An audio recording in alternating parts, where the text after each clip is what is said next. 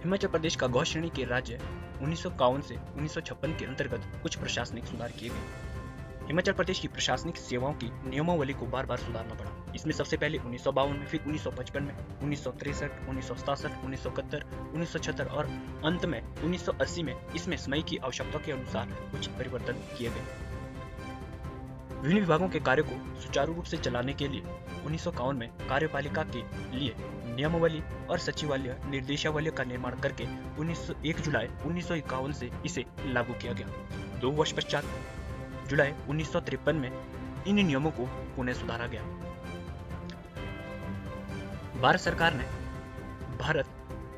सरकार पार्ट सी राज्य कानून 1951 पारित कर दिया, जिसे राष्ट्रपति की स्वीकृति 6 सितंबर 1951 को मिल गई। इस कानून में निर्वाचित विधानसभा और मंत्रिमंडल के गठन का प्रावधान किया गया था, जिसे मुख्य आयुक्त और उसकी परामर्श समिति का स्थान दिया जाना था। राज्य को मुख्य अधिकारी को लेफ्टिनेंट गवर्नर का पद दिया गया, जिसके तहत 1 मार्च 1952 को मेजर जनरल हिम्मत सिंह जी को हिमाचल का प्रथम लेफ्टिनेंट गवर्नर नियुक्त किया गया। 24 मार्च 1952 को डॉक्टर यशवंत सिंह परमार के नेतृत्व में 3 सदस्य मंत्रिमंडल ने कार्यभार संभाला। यशवंत सिंह परमार के साथ मंत्रिमंडल में 2 अन्य मंत्री भी थे, जिनका नाम पंडित पद्मदेव और गौरी प्रसाद था। 24 मार्च 1952 को पंडित जयवंत राम को हिमाचल विधानसभा का पहला अध्यक्ष यानी स्पीकर चुना गया।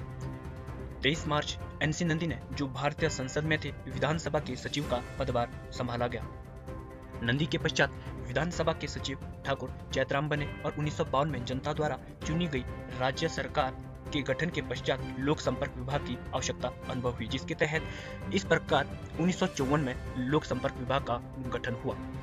1 जुलाई 1954 को बाग गांव के राज्य बिलासपुर हिमाचल में विलय हो गया, जिससे 2 प्रकार की सेवाओं के विलय की समस्या एक बार फिर से सामने आ गई।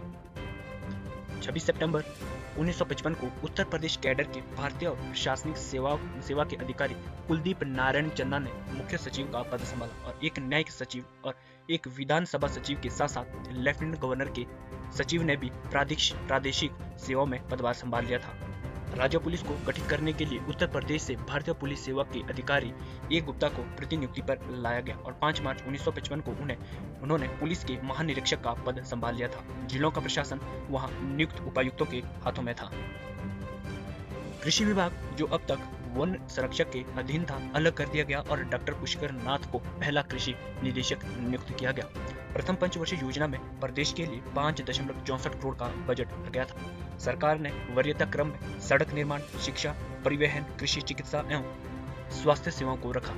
इसके कार्यान्वयन के लिए MM कृष्णा को विकास आयुक्त नियुक्त किया गया था। मंत्री विधानसभा के प्रति उत्तरदायी थे, परंतु मुख्यमंत्री के वर्चस्व का सिद्धांत लागू नहीं हुआ। मंत्रिमंडल की बैठकों की अध्यक्षता केंद्र द्वारा मनोनीत लेफ्टिनेंट जनरल करते थे।